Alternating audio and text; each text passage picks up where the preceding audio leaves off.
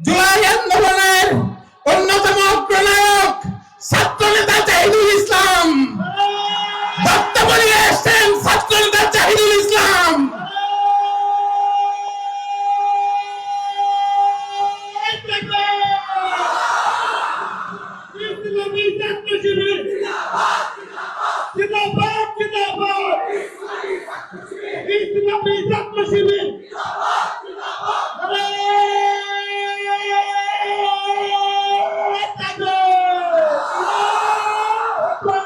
আলহামদুলিল্লাহ ওয়াসসালাতু ওয়াসসালামু আলা রাসূলিল কারীম ওয়া আলা আলিহি ওয়া সাহবিহি আজমাইন।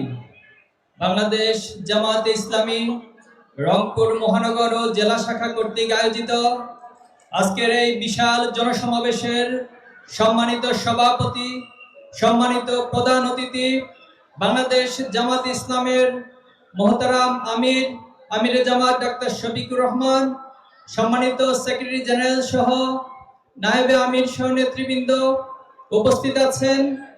এই রংপুরের বীর সন্তান শহীদ আবু সাইদের শ্রদ্ধেয় পিতা, আমাদের একান্ত শ্রদ্ধেয় জনাব মকবুল আহমেদ, উপস্থিত সাংবাদিক বৃন্দ, উপস্থিত সম্মানিত অতিথিবৃন্দ, সাহসিকতা বীরত্বের মূর্ত পথিক প্রিয় রংপুরবাসী, আসসালামু আলাইকুম ওয়া রাহমাতুল্লাহি ওয়া বারাকাতুহু।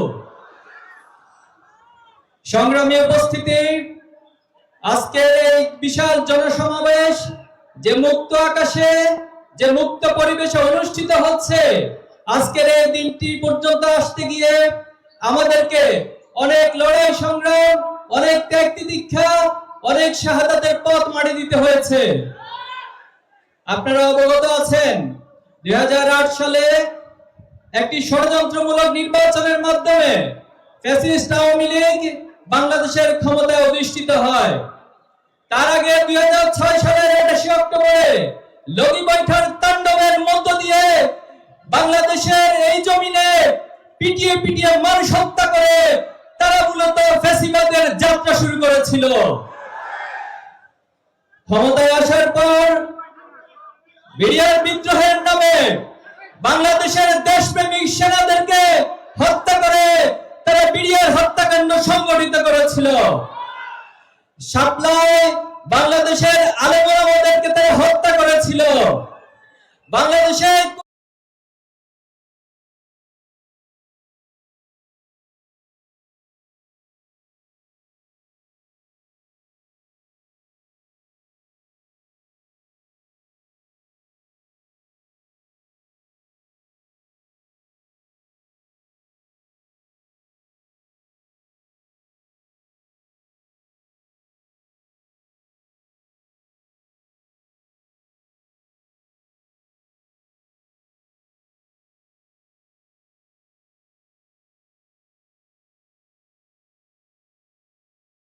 মিথ্যা ফাঁসির রায় দিয়ে এই জমিনের শত শত মুসলিম মানুষকে তারা হত্যা করেছিল।